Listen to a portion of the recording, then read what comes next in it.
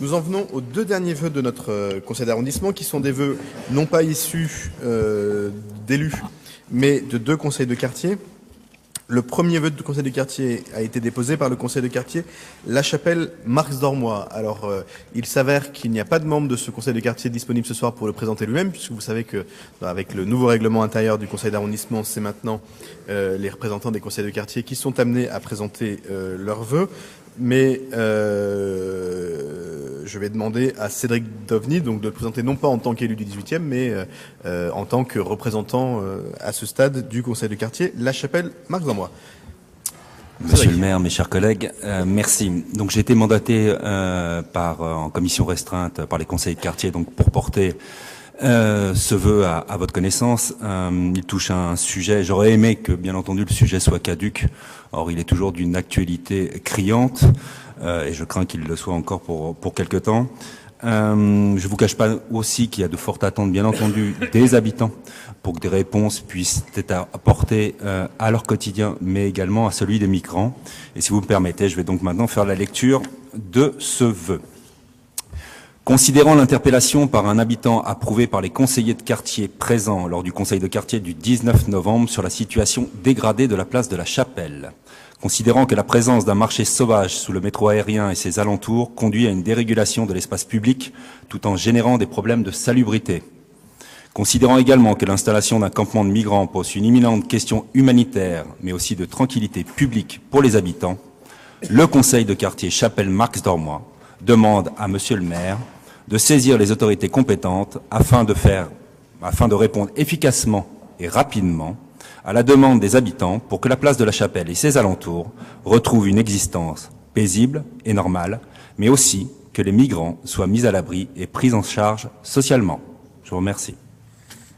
Merci. Donc, je vais demander à Gérald Briand de donner des éléments de réponse. Je rappelle que les conseils de quartier s'adressant au conseil d'arrondissement, nous sommes saisis et c'est maintenant au conseil d'arrondissement de répondre sur le fond ou, en l'occurrence, de faire nous-mêmes un vœu qui s'adresserait à d'autres qu'à nous, puisque évidemment on ne se vote pas des vœux à nous-mêmes. Gérald Briand. Merci, monsieur le maire. Alors, évidemment, c'est une grande et grave question. Alors, en l'occurrence, il y a deux questions principales, donc je vais répondre en deux temps. D'abord, sur la question du campement qui est situé sous le métro aérien, au niveau du 39 boulevard de la Chapelle, pour ceux qui connaissent. Donc, cette situation-là où vous avez vu, quand vous passez, vous avez donc maintenant beaucoup de tentes, des tentes qui ont été d'ailleurs données, il y en a à peu près 60, elles ont été données par le DAL. Donc ce sont des migrants qui viennent de la Corne de l'Afrique, c'est-à-dire Érythrée, Soudan, qui, pour la plupart, décident d'aller en Angleterre ou dans le nord de l'Europe. C'est évidemment des dispositifs qui relèvent de l'État droit d'asile. Il n'empêche que nous, face à cette situation, à la fois avec les signalements des habitants, mais aussi parce que on pense qu'on ne peut pas rester les bras ballants devant cette situation, on a commencé à prendre des dispositions. Donc nous sommes en train de missionner, parce que c'est pas encore, on a voté, la dernière fois au Conseil de Paris, on a voté un budget, et là on est pour le prochain Conseil de Paris, on va être sur un peu la thématique. Donc c'est avec Emmaüs Solidarité, on travaille sur un projet de coordination des interventions auprès de ces personnes qui sont migrantes. Donc l'idée, si vous voulez, elle est à plusieurs ordres, c'est-à-dire de travailler à des aides très pratiques en termes de vestiaires, sacs de couchage, d'orientation de douche, enfin vous voyez un petit peu, distribution alimentaire, veille sanitaire, orientation vers les services de santé appropriés, prise en charge psychologique et information et évaluation pour l'accès aux droits. Parce qu'en plus, on est avec des populations sur lesquelles la première des difficultés, c'est justement de prendre langue et d'essayer de les mettre dans des rails, dans des dispositifs qui existent déjà. Donc du coup, avec ce dispositif et dans les locaux d'Emmaüs, va être donc une permanence qui va être ouverte dans ce qu'ils appellent l'accueil de jour de Bichat, c'est pas l'hôpital, et la maison du 13. On a budgétisé un un budget d'à peu près de 50 000 euros pour cette opération qui a déjà commencé. C'est-à-dire que même si on n'était pas encore complètement calé, on voulait pas attendre. Donc à partir de la deuxième semaine de janvier, donc il y a des opérations qui sont faites. Donc sociales, avec celles que vous avez déjà vues, qui sont celles de nettoyage régulier. Et maintenant d'ailleurs, depuis, c'est à peu près tous les 2 jours, il y a des équipes qui passent à peu près vers 9 heures, entre 9 et 10 heures le matin, et qui nettoient, et au dire d'ailleurs de ceux qui viennent et des intervenants des associations, vraiment, on a considéré en termes sanitaires un vrai progrès. Donc sur ça, nous continuons, mais dans le vœu qui est soumis à votre vote ce soir, vous voyez bien que nous ne lâcherons pas l'affaire, parce que c'est quand même une prérogative de l'État, et si nous pouvons suppléer par des moyens, il n'empêche que ça reste assez fragile. Évidemment, on est aussi, il y a de l'accueil qui est aussi inconditionnel, qui se fait à la boulangerie, il y a des places qui sont prises dans des gymnases, enfin bon, il y a toute une série d'opérations qui, avec cette entrée d'Emmaüs, fait qu'aujourd'hui, ils peuvent commencer à bénéficier de tout le plan hiver, ce qui n'était pas possible au début, parce que les gens voulaient rester, ne voulaient pas aller spontanément. Enfin, déjà, ils n'avaient pas confiance, ils ne savaient pas de ce qu'on leur proposait, et donc il fallait travailler les traducteurs. Enfin voilà. Donc c'est pour vous dire, d'un point de vue, c'est que sur cette partie-là, voilà, on est vraiment en train d'y travailler, et on a commencé à prendre des dispositions, et on commence à voir quelques premiers résultats. Il n'empêche que, et je vous dis ça, c'est quand même, c'est quand même très très frustrant, parce que les populations qu'on voit, c'est des populations qui bougent. Donc voilà, tous les 15 jours, souvent c'est plus le même public, il y a tout à reprendre à zéro. Et voilà, et évidemment, c'est un lieu de passage, voilà, tant qu'il y aura la situation qui aura lieu, malheureusement, de mon point de vue, au Soudan et l'Érythrée, il se passera ce genre de problème. Sur la deuxième partie, qui concerne plus la vente à la sauvette, donc on est sur un phénomène, hélas, récurrent, qui fait que maintenant, comme sous le pont, c'est un peu plus pratique pour vendre des objets, il y a une sauvette qui est en train de se développer à vitesse grand V, c'est-à-dire que ça prend des proportions qu'on a pu connaître au moment du carré de la création, d'avant la création du carré des Biffins. Alors pour l'instant, par rapport à la situation, on s'aperçoit que, en fonction des opérations de police, en fonction de s'il y a un marché officiel ou pas, les revendeurs bougent, c'est-à-dire que, en l'occurrence, ça va de Barbès jusqu'à Stalingrad, pour aller vite, et voilà, et en fonction des opportunités. Donc c'est toujours des gens en plus qui ont l'habitude de vendre comme ça, donc qui sont en capacité de tout de suite bouger. Donc c'est vraiment très très compliqué à régler, et c'est, toujours de mon point de vue, de toute façon, on peut penser que qu'en ayant plus de forces de police, qu'en ayant plus de DPV, qu'en faisant des actions un peu plus centralisées, on pourra faire bouger les choses. Oui, d'une certaine manière, mais face à l'afflux, face à la montée, face à cette pauvreté qui est galopante, on est de plus en plus dans la grande difficulté. Donc, il n'empêche que nous ne lâchons pas face à la difficulté. Voilà, nous ne restons pas les bras ballants, et nous avons engagé une série de dispositions. Il y a d'abord sur la question du lieu géographique sous le pont. Si vous avez bien écouté les vœux d'Éric Lejoindre, on a commencé une des grandes missions pendant la durée de ce mandat, ouais, c'est ça, de ce mandat. Ça va être justement d'aménager. Donc nous allons aménager. Donc il va y avoir des réunions qui sont déjà programmées avec les arrondissements adjacents, le 10e arrondissement, 19e.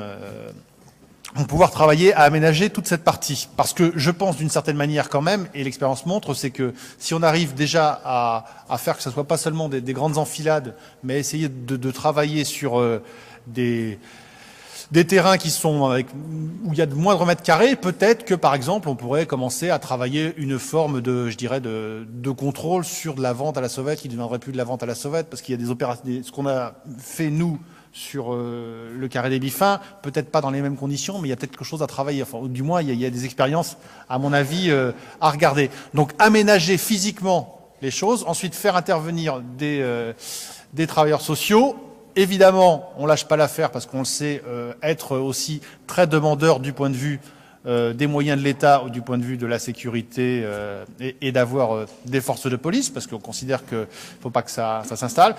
Voilà toute une série de chantiers qu'on essaye de mettre en cours, que ça soit le plus rapide possible. Il n'empêche qu'on a décidé de prendre le taureau par les cornes et d'aller, et c'est une proposition d'Éric Lejoindre, vers la création vers des états généraux. Donc on annonce un peu de la vente à la bifette pour faire le bilan de toutes ces ventes qui se font sur tout le territoire parisien et d'ailleurs Île-de-France, parce qu'on est face à une montée qui ne concerne, vous l'avez compris, pas que le seul 18e. Mais donc l'idée que nous, avec notre expérience et avec aussi des besoins, pourquoi ne pas commencer à lancer ces états généraux. Voilà un peu dans le désordre, même si j'ai essayé d'organiser la présentation, avec 2 sujets que je rappelle distincts, c'est-à-dire ce qu'on fait avec Emmaüs sur les migrants, et en plus la question de la vente à la sauvette, où on essaye de développer une action au plus vite et qui donne des résultats et qui permet que les habitants reconquièrent un peu leur quartier. Merci Gérald. Donc pour que tout le monde ait bien en tête la procédure qui est celle des vœux du conseil de quartier. Le vœu du conseil de quartier a donc été pris en compte par le conseil d'arrondissement qui a rédigé le texte qui vous a été distribué et sur lequel nous débattons pour éventuellement l'adopter. Je crois que Gérald Briand a dit beaucoup de choses. Il y a 2 sujets distincts. Le sujet des migrants et le sujet de la vente à la sauvette qui sont concentrés sur un même territoire. Les dessous du métro aérien, le pont qu'on appelle Eurovia pour ce qui est des migrants et les alentours du square pour la vente à la sauvette, même si on observe un déplacement vers la sortie du métro Chapelle en direction de Stalingrad et donc le boulevard de la Chapelle à ce niveau-là.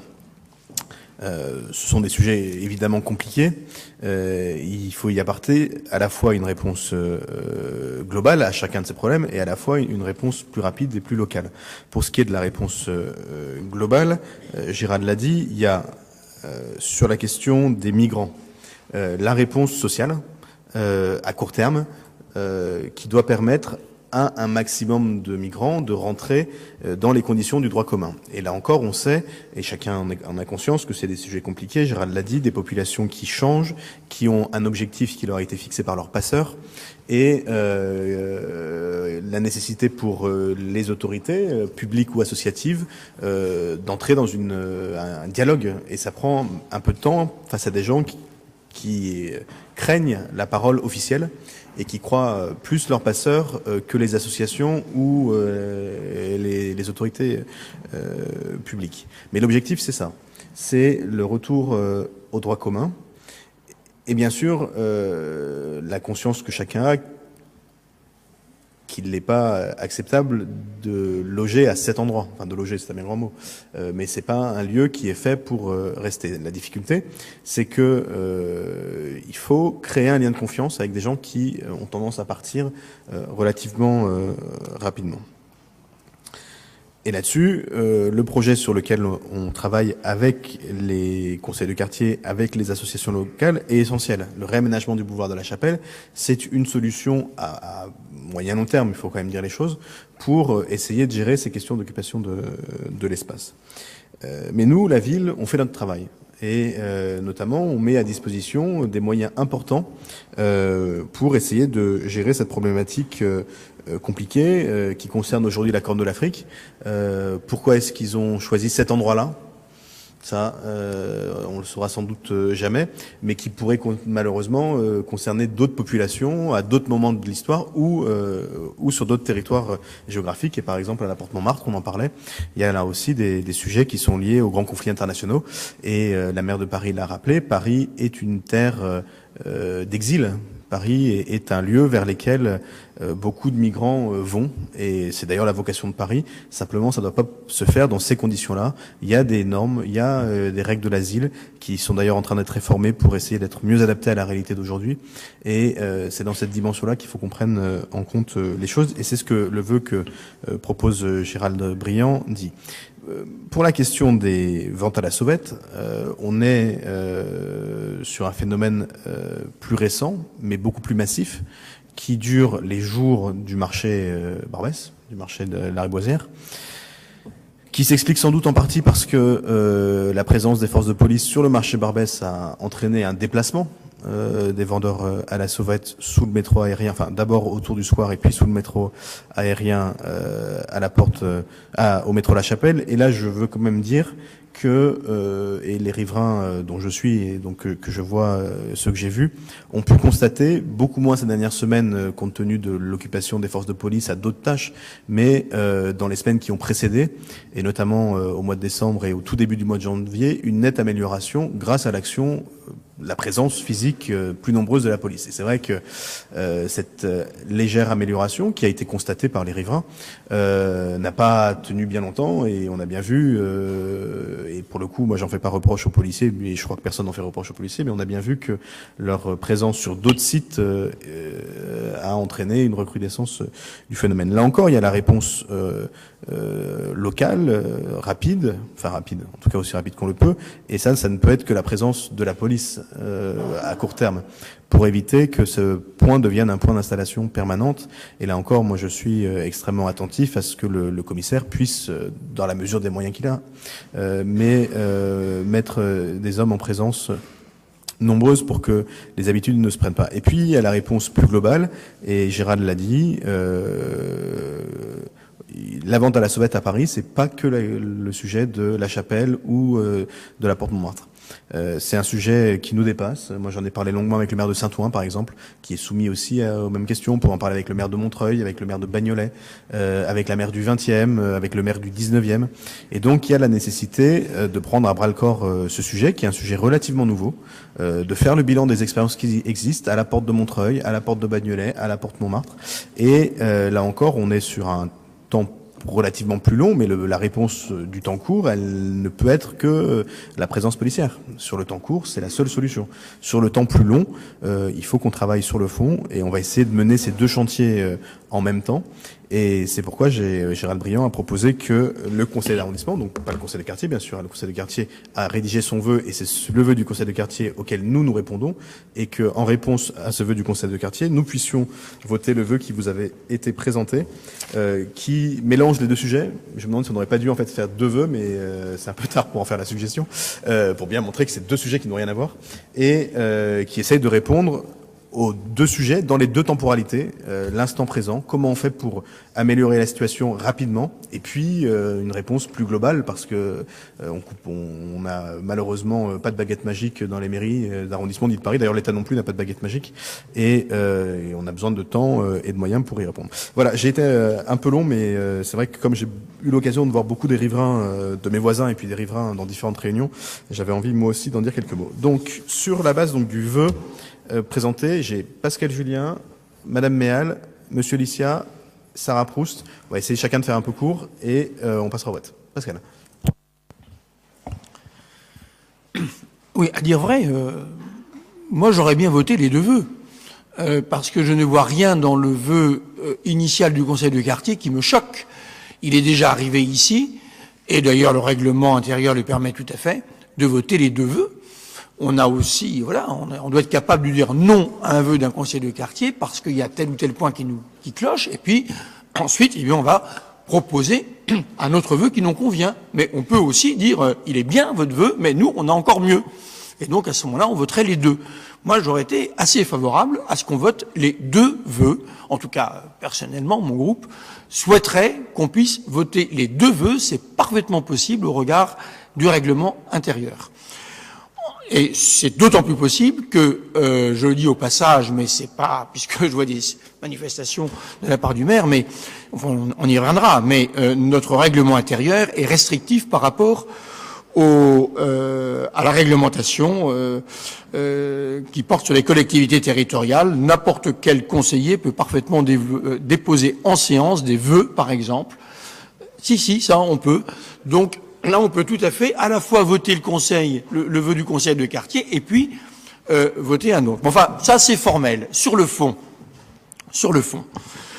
il y a effectivement deux questions, et je conviens assez qu'il y aurait eu besoin de faire deux vœux différents pour ne pas mélanger les choses. Sur la question des migrants, j'adhère à ton analyse du court terme et du long terme. Voilà, à court terme, c'est nous qui devons gérer le problème, et de ce point de vue, je n'ai rien à enlever de ce qu'a dit Gérald tout à l'heure. On est entièrement d'accord. Sur le long terme, c'est jamais nous qui aurons la solution. On sait bien que le problème, il vient de la politique migratoire de l'Europe et de l'État, qui est une politique de bouclage des frontières, qui est un échec puisqu'ils sont là. C'est un échec politique, c'est un échec humanitaire, puisqu'on les retrouve à dormir dehors, sur les trottoirs de Paris aujourd'hui, de Calais demain, quand ils ont réussi à venir jusqu'ici, puisqu'ils meurent sur les radeaux qui traversent la Méditerranée. Ça, bien sûr, ce n'est pas du ressort d'un conseil d'arrondissement, mais ça mérite d'être dit, parce qu'au bout du compte, c'est la municipalité de Paris ou de Calais qui doit trouver des solutions sans en avoir les moyens. Voilà, et sans l'aide, c'est moins qu'on puisse dire, sans l'aide de l'État, qui de toute façon, même s'il nous aidait, serait à la fois l'incendiaire et le pompier. Voilà pour la partie migrante.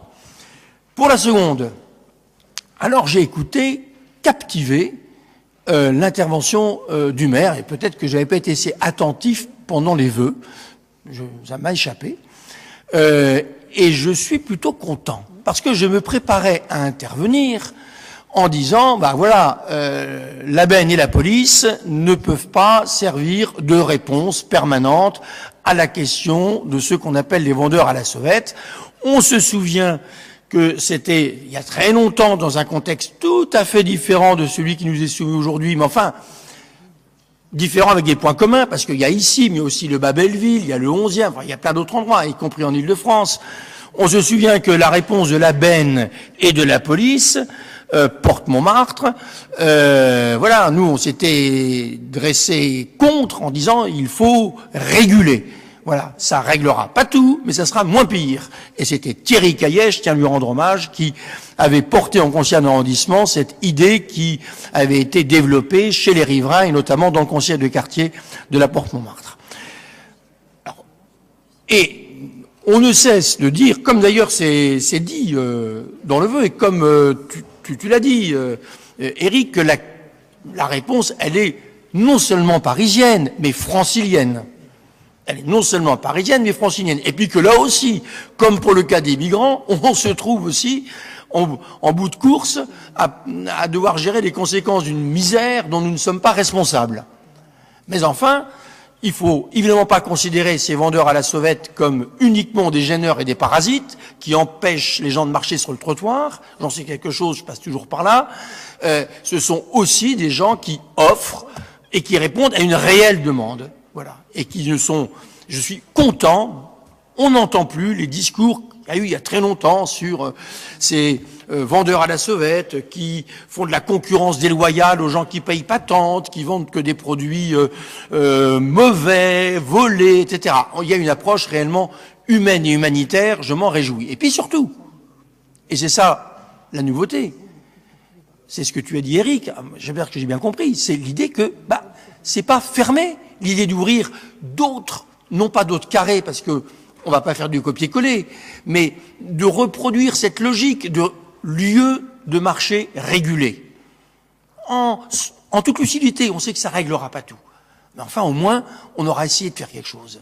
Et donc, j'ai entendu, tu me contrediras si j'ai mal compris, qu'il y a un nouvel état d'esprit dans les discussions que tu as ici ou là avec nos voisins. Parce que moi, excusez-moi, mais la maire en tout cas dans l'ancienne mandature, à coup sûr, mais du côté du 11e ou du 20e arrondissement, c'était la benne et la police, point barre. Et toute idée de table ronde réunie pour autre chose que la répression était honnie et impossible. Si aujourd'hui, il y a un nouvel état d'esprit qui fait qu'on peut peut-être commencer à imaginer des solutions convenant à chaque situation locale, toujours dans cette logique de régulation des lieux de marché d'occasion, eh ben, je m'en réjouis et je félicite ceux qui vont dans ce sens. Voilà pourquoi, même si, alors pour le coup, la formulation du vœu proposé est un peu ambiguë, parce que on propose à la mairie de Paris l'organisation des théâtres généraux à la Sauvette, mais avec l'ensemble des services, que les services. C'est pas génial, ça, de l'État région-ville.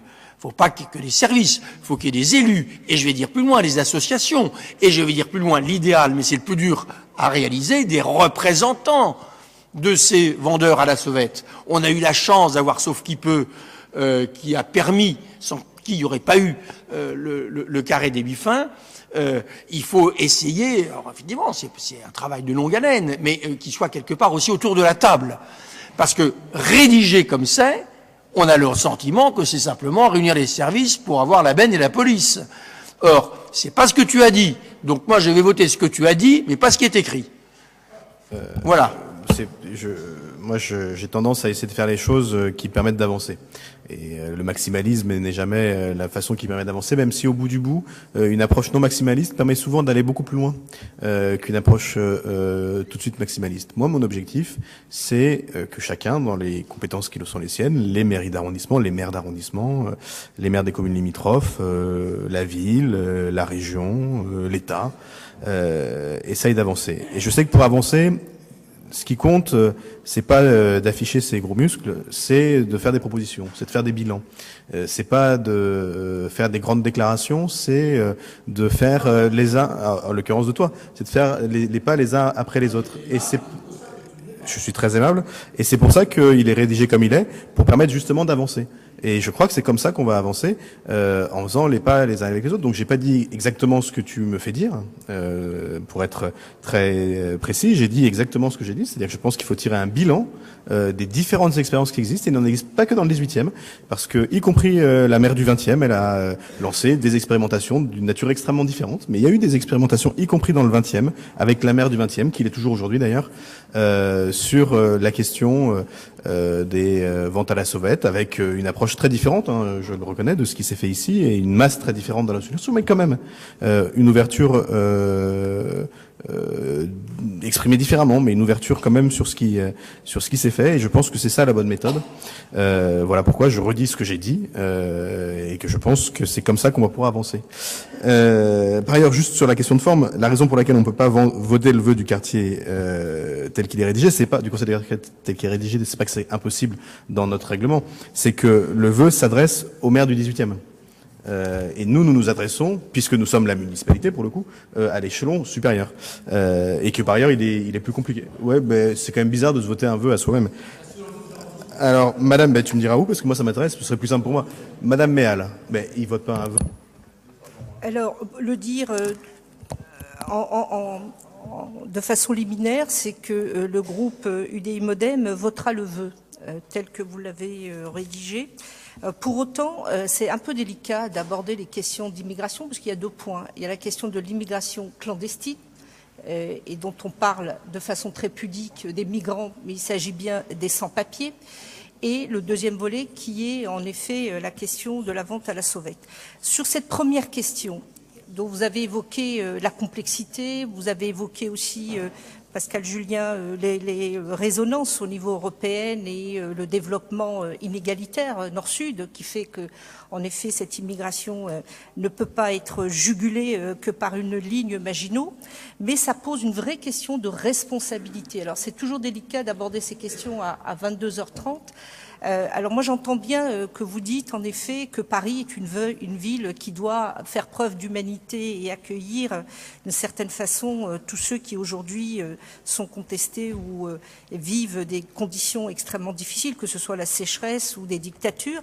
Pour autant, c'est pas Paris qui accueille ces populations, c'est 2 ou 3 arrondissements. Il y a aujourd'hui un lieu d'accueil privilégié qui est conçu comme une forme, j'allais dire de territoire d'amortissement où arrive massivement cette immigration. Nous le savons.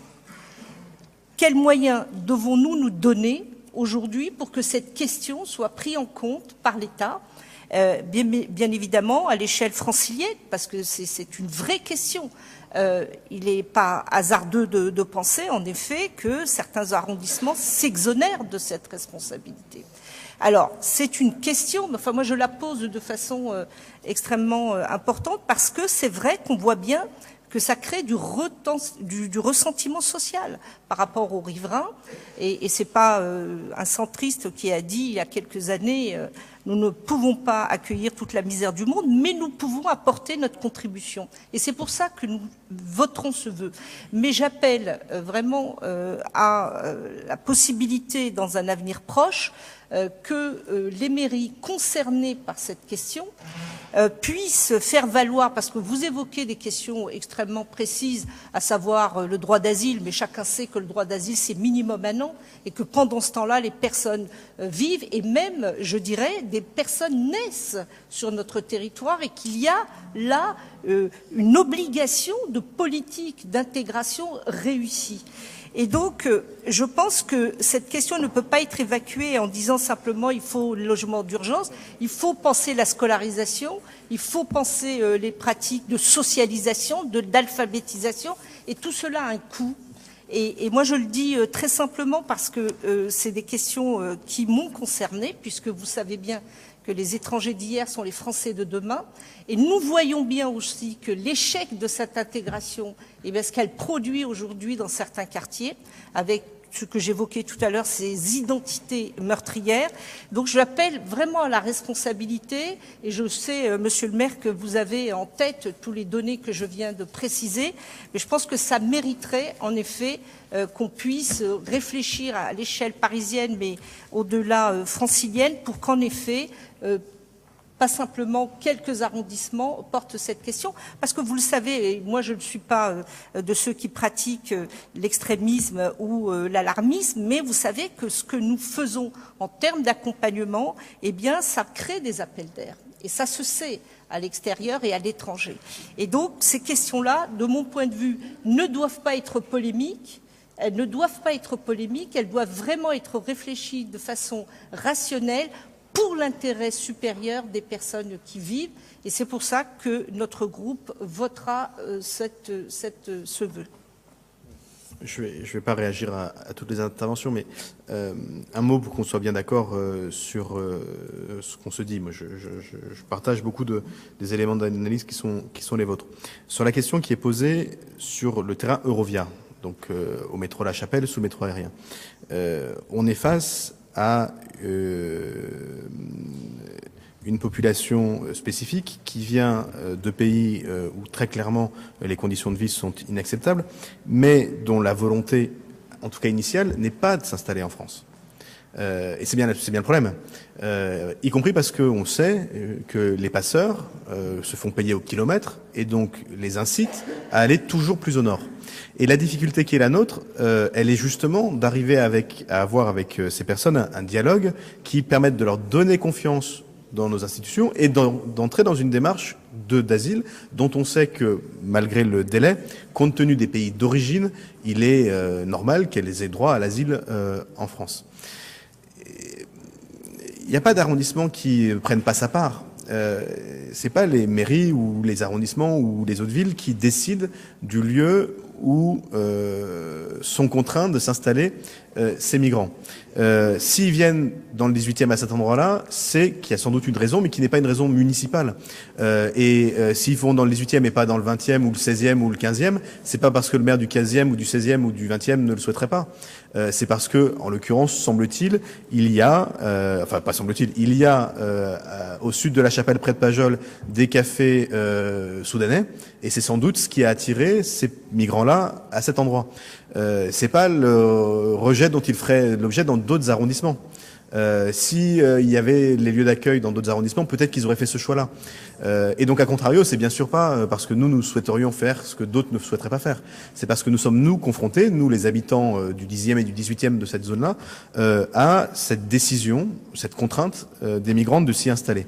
Mais personne ne refuse de prendre sa part dans Paris. La politique de Paris, elle est unique. Et la question est d'ailleurs peut-être posée pour d'autres populations, dans d'autres arrondissements de Paris. Mais j'en sais rien, c'est possible. Mais voilà, ne laissons pas entendre que d'autres, indépendamment de leur couleur politique, ne feraient pas le choix d'accueillir ou pas. S'ils sont à cet endroit-là, à ce moment-là, et pas à un autre endroit, il y a toujours une raison. Et c'est pas une décision politique, c'est une décision des migrants eux-mêmes. Enfin une décision, une contrainte, parce que c'est pas un choix de venir en France, c'est là qu'ils arrivent. Alors, j'ai Monsieur Lycéa, puis Madame Proust, et puis nous passerons au vote. Et puis Gérald pour conclure, et puis nous passerons au vote. Monsieur Lycéa. Oui, merci. Alors, je veux qu'il fait débat. Je vous remercie de me donner la parole. Effectivement, cette question, ça fait plusieurs mois qu'elle est posée. Ça fait plusieurs mois que cette question du campement sous le métro aérien fait l'objet de plaintes des riverains. Et ça fait également plusieurs mois que la presse s'en est fait écho déjà. Si je peux me permettre, je dirais que je trouve ça assez dommage que la situation ait tant perduré au point qu'il faille attendre, ou au point en tout cas qu'un conseil de quartier nous interpelle directement en conseil d'arrondissement sur cette question-là. Et puis, ma collègue Fadila Mehel était assez prudente, mais j'irai même plus loin, tout en espérant me tromper, monsieur le maire. Mais je reste persuadé que certaines situations perdurent plus facilement à Paris, et particulièrement dans le 18e arrondissement, alors qu'elles seraient, et elles sont parfaitement inenvisageables et inacceptables dans d'autres arrondissements parisiens. Donc je m'interroge sur les raisons de ce genre de situation. Alors peut-être qu'il faudrait apporter une réponse policière, évidemment, monsieur Pascal Julien, pas seulement policière, mais la réponse policière est en tout cas nécessaire. Pourquoi pas se poser la question d'une meilleure répartition, d'une meilleure affectation des forces de police, mais c'est un débat que j'avais déjà soulevé et que je ne relancerai pas ici. Et enfin, sur le fond, sur la question de ces migrants, vous l'avez dit, tout le monde le reconnaît, ce sont des migrants qui sont de passage, qui sont en transit, effectivement, qui viennent de la Corne de l'Afrique, et donc qui n'ont pas vocation à rester sur le territoire et à se sédentariser. C'est pourquoi je ne comprends pas tellement cette volonté qui est exprimée dans le vœu de permettre à ces migrants de rentrer dans le droit commun de l'hébergement d'urgence et du droit d'asile. C'est-à-dire qu'à partir du moment où ces étrangers sont en transit, cette procédure paraît peut-être un peu déplacée ou ne pas répondre en tout cas aux attentes de la situation. Idem pour la problématique de l'intégration. Je pense que les débats sur l'intégration, on peut les avoir et on les aura très certainement dans ce conseil d'arrondissement et en dehors de ce conseil d'arrondissement. Mais la problématique de l'intégration, du fait que justement ces migrants sont simplement en transit, ne se pose pas, selon moi. Pour revenir également sur un autre point, vous avez parlé de bars, de cafés soudanais. Je voudrais rappeler que il me semble, en tout cas je tiens ça de sources de riverains et de sources policières, mais que les réseaux de passeurs qui exploitent cette misère humaine s'implantent justement à cet angle qui fait Philippe de Girard-Pajol. Et donc j'appelle l'attention de la mairie, des services de police pour éventuellement, je pense que vous êtes déjà informés de la situation, et pour se saisir du problème. Et la question humanitaire, elle est cruciale dans ce sujet, sur ce problème-là, et on ne veut pas l'éluder. Mais la question du droit à la tranquillité des riverains est aussi primordiale. Alors, monsieur Julien, vous l'avez dit, la police, une réponse policière uniquement n'est pas suffisante. Et du coup, je partage l'analyse de monsieur Briand, au tout début lors de sa première réponse, sa première intervention. Et je vais dans son sens, c'est-à-dire qu'il faut, selon moi, réfléchir à la réappropriation de l'espace public par les habitants. Et il n'y a que comme ça que sur un court ou moyen terme, on pourra résoudre cette question. C'est d'ailleurs une politique qui est menée à Paris et dans le 18e arrondissement par vous-même, dès lors qu'il y a des dégradations dans certains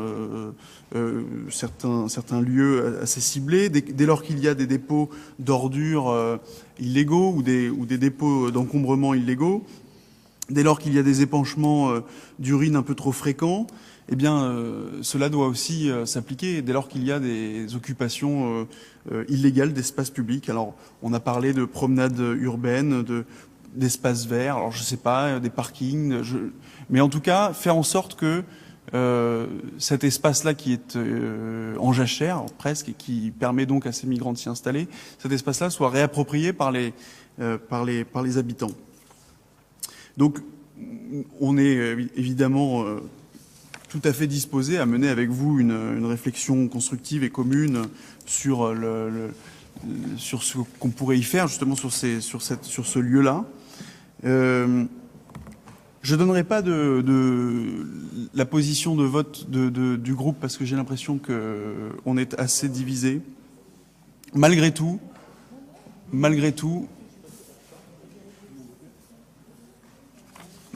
je voterai favorablement pour ce vœu parce que je pense qu'on ne peut pas ne rien faire, même si je pense que demander à permettre à ces migrants de rentrer dans le droit commun de l'hébergement d'urgence et du droit d'asile, c'est à mon avis un vœu pieux, qui est plutôt à côté de ce que la situation nécessite. Et enfin, effectivement, il y a deux vœux différents. Je suis d'accord avec Monsieur Julien dans ce vœu-là, sur la vente à la sauvette. Simplement un mot très rapidement sur les états généraux de la sauvette à Paris. La dernière fois que j'ai proposé, Monsieur le maire, des états généraux, vous m'aviez répondu que les états généraux, c'était toutes les semaines dans le bureau du maire du 18e. Donc, j'ose espérer que les états généraux de la sauvette à Paris se tiennent également, effectivement, toutes les semaines dans votre bureau. Et je vous remercie. J'avais répondu ça sur un sujet qui n'avait très franchement rien à voir. Et j'avais même répondu à ce moment-là, parce que moi j'ai une assez bonne mémoire, que comme ça avait été fait sur la question de l'hébergement d'urgence en son temps, les états généraux avaient du sens pour les sujets émergents et pour lesquels il y a une grande pluralité de positions et il faut la réunir. Et pas sur des sujets qu'on traite au quotidien. Je vais laisser la parole à Sarah Proust. Juste un élément... un point sur lequel je veux redire un peu les choses. J'ai entendu, et vous l'avez entendu et vous avez repris les choses, cet argument souvent sur le thème on accepte ici des choses qu'on n'accepterait jamais ailleurs et la sauvette c'est à la porte de Montmartre ou c'est au métro La Chapelle et c'est pas dans le 16e. C'est un argument qui semble frapper du coin du bon sens quand on le lit comme ça. Et en réalité, c'est totalement absurde. C'est totalement absurde parce que la vente à la sauvette, c'est un marché.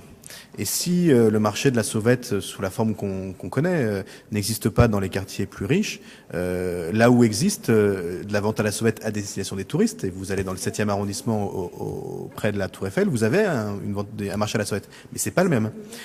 C'est parce qu'un marché, c'est la conjonction entre une offre et une demande.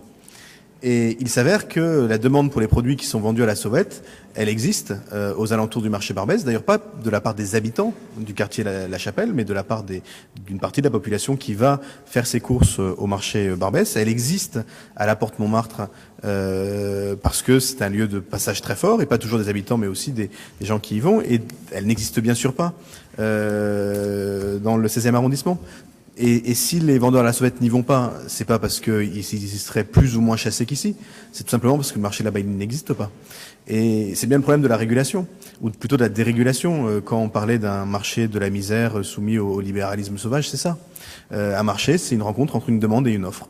Et il s'avère que dans les quartiers populaires, et pas que dans le 18e, cette rencontre, elle se fait. Et elle se fait pas ailleurs. Mais quand il y a une rencontre entre une demande et une offre, il y a de la sauvette. Et quand vous avez des touristes qui achètent des bouteilles d'eau à la sauvette, vous avez ça dans les beaux quartiers. Parce que il y a la rencontre entre une offre et une demande. Simplement, on vend pas des t-shirts à 1 euro au pied de la Tour Eiffel, alors qu'on les vend à La Chapelle, ou on les vend à la porte Montmartre, ou on les vend à la porte de Bagnolet. Et c'est là-dessus qu'il faut qu'on travaille. Et c'est pour ça qu'il faut qu'on ait une réponse plus globale que simplement l'éviction, même si je redis que je souhaite l'éviction tant qu'on n'a pas de solution, parce qu'on peut pas laisser les phénomènes s'enquister. Et à nouveau, je remercie le travail de la police quand il a lieu. Sur la question des migrants, c'est la même chose. Ça n'a rien à voir, mais la logique est la même. Ils se sont installés dans le 18e, à cet endroit-là. Il y avait une raison. Et il n'a pas échappé à personne, et notamment pas à la police aux frontières, que les cafés étaient à être surveillés. D'ailleurs, vous savez que la Comète a été fermée pendant un certain temps, même si j'ai pas à connaître des raisons. Mais enfin, la coupole, même si j'ai pas à connaître des raisons, mais voilà. Simplement, non, ils sont là. Ils sont là depuis un certain temps et on peut imaginer qu'ils chercheront jusqu'au bout à aller en Grande-Bretagne. On peut aussi dire la vérité. Ils iront pas en Grande-Bretagne parce que la frontière elle est fermée. Et s'ils sont à Paris et pas à Calais, et s'ils sont à Calais et pas à Birmingham, c'est bien qu'ils peuvent pas passer. Et donc soit on prend nos responsabilités, pas nous la ville, nous on n'a pas à connaître du droit d'asile, et nous on essaye simplement de leur dire que peut-être ils pourraient regarder les choses, soit on espère qu'ils vont partir d'eux-mêmes. Il y a cette théorie de l'appel d'air, la préfecture en parle souvent, moi j'ai pas de connaissances précises, je sais pas si ça existe ou pas. Ce que je sais, c'est que aujourd'hui ils sont là. Et ce que je sais, c'est que ils auront beaucoup de mal à aller au bout de leur voyage. Et d'ailleurs, on voit bien, Gérald pourra en parler longuement, mais on voit bien les différentes populations. Il y a ceux qui ont de la famille en Grande-Bretagne. Et ceux-là, il est certain qu'ils vont aller chercher à aller jusqu'au bout. Puis il y a ceux qui vont en Grande-Bretagne parce que les passeurs leur ont dit qu'il fallait qu'ils aillent en Grande-Bretagne parce que comme ça, ils vont payer plus cher. Et là, moi, je crois qu'on a, nous aussi, à prendre nos responsabilités. La question serait la même s'il s'était installé ailleurs. Là, il y a dans ce territoire géographique une conjonction très compliquée de phénomènes, de deux phénomènes qui n'ont rien à voir mais qui sont au même endroit. Et nous, on doit y faire face. Et on ne peut pas faire comme s'ils n'existaient pas. On peut espérer que ils disparaissent d'eux-mêmes, mais moi je ne crois pas tellement en cette hypothèse. Et comme j'ai pas de baguette magique, et comme personne n'a de baguette magique, j'essaye de tenir les deux bouts de la chaîne, les deux bouts du manche. En même temps, la réponse immédiate, et ensuite une réponse plus sur le fond. Je sais pas si on va y arriver, j'espère, je crois. Et c'est pour ça, et je le redis, que nous nous sommes engagés fortement dans le réaménagement de cet endroit. Mais le réaménagement, il supprime pas en soi l'usage. On a fait des aménagements du boulevard de la Chapelle, on a fait des terrain de sport, j'étais adjoint au sport à l'époque, c'est moi qui les ai portés, pour supprimer les usages, et ils n'ont pas disparu. Et donc il faut prendre en compte ces usages aussi dans ce travail qu'on fait, parce que les choses ne se suppriment pas d'eux-mêmes. Et donc il faut qu'on règle le problème de cette occupation de l'espace avant de pouvoir définitivement adopter un parti pris d'aménagement, parce que sinon on va faire l'aménagement, on aura toujours l'occupation. Et ça, c'est... Voilà, pardon. J'ai été extrêmement long. Sarah Proust. Bon, je serai très brève d'abord, parce que vous avez les uns et les autres beaucoup avancé. Moi, il y avait juste une chose qui me semblait importante à redire dans ce débat-là. En réalité, le vœu qui a été proposé, je trouve qu'à la fois il honore le fonctionnement des conseils de quartier et qu'il nous oblige en tant qu'élus. C'est-à-dire qu'on est les représentants aussi de ceux qui vivent ces situations-là, qui sont, je parle des riverains en l'occurrence, qui ont travaillé sur ce vœu, qui vivent dans des situations compliquées, parce que c'est une situation extrêmement compliquée. Et je pense que ça honore le fonctionnement non seulement de leur travail, du travail qu'ils ont fait. Et je pense que ça doit être signifié, parce que c'est quand on est riverain et qu'on est face à ces situations-là, avoir autant de lucidité, avoir autant de capacité à trouver aussi des pistes de solutions et à vouloir être dans un esprit aussi constructif, je pense que ça doit être noté par les représentants de ces riverains-là, et que c'était important notamment de pouvoir le faire en lien avec la proposition qui est faite. Et vous voyez, je serai très brève parce que c'était le point pour moi essentiel à noter. C'est que quand on est sur ces espaces où il y a autant de cumul d'inégalités, autant de cumul de difficultés, qui sont à la fois des difficultés sociales et des difficultés économiques, qui sont à la fois des difficultés entre les riverains et des gens qui sont sur cet espace public, qui sont à la fois des difficultés qui se règlent au niveau local et au niveau international. Je pense que l'angle qui doit être le nôtre dans le cadre des États généraux, c'est de travailler sur la question de la réappropriation de l'espace public.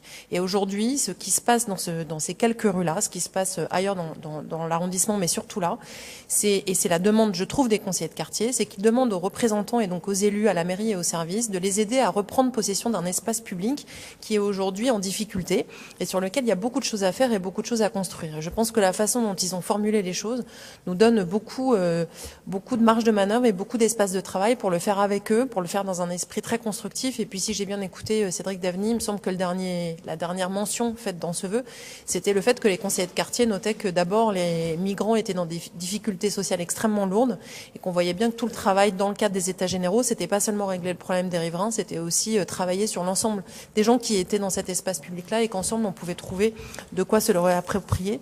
Donc je pense que c'est un très bel exemple de travail des conseillers de quartier et de vœux sur le sujet. Merci. Gérald, un mot, si tu le souhaites. Oui, juste deux remarques par rapport à ce qui a été posé. Sur la question on a dit que Monsieur Lissière avait regretté qu'il a fallu attendre que le conseil de quartier La Chapelle agisse et propose ce vœu pour qu'on agisse. Il se retrouve quand même que, notamment sur le financement d'Emmaüs, on l'a déjà décidé l'an dernier. Donc, voilà. Donc, c'est de façon, on va dire, concomitante. Comme ça, tout le monde aura gagné. Sur pourquoi ça se passe ici, dans ce quartier-là, à moins de changer d'emplacement la gare du Nord, ce qui va être un petit peu compliqué, on est obligé de faire avec. Et donc, on est dans ce terrain de gare du Nord, et c'est-à-dire que vous avez 10e arrondissement, 18e, c'est là où se cristallisent toutes ces questions-là. Donc, voilà, c'est aussi bête que ça. Donc, il faut traiter, et c'est pour ça qu'on maraude beaucoup dans ces quartiers-là, c'est pour ça qu'on consacre énormément de moyens. Voilà, il faut faire avec une contrainte géographique, comme on a fait avec une contrainte géographique qui était celle du marché aux puces, parce qu'il y avait le marché aux puces, qui avait aussi ce phénomène-là. Voilà, donc on est obligé de tenir face à ces réalités et on n'est pas un aimant à Biffin plus qu'ailleurs. On est au centre d'un nœud routier. Voilà tout ce que je voulais ajouter pour la compréhension de nos débats. Merci. Je vous propose donc qu'on passe au vote sur le vœu. Monsieur Honoré. Allez-y. Nous aurions voté le vœu du conseil de quartier tel qu'il est rédigé. Malheureusement, les ajouts que vous avez faits sur un sujet trop complexe, où on parle de la détresse humaine, on parle de l'immigration, auraient appelé un débat plus profond, et par conséquent, nous allons nous abstenir sur ces questions. Voilà. Nous aurions voté encore une fois le vœu du conseil de quartier, parce qu'en effet, c'est un vrai travail, et il faut féliciter en effet les conseillers de quartier qui ont fait un vrai travail, et le vœu que vous nous avez présenté qui ne nous satisfait pas entièrement, et par conséquent, nous allons nous abstenir. Très bien. Qui est pour? Qui est contre? Qui s'abstient? Le vœu est adopté. Je vous en remercie.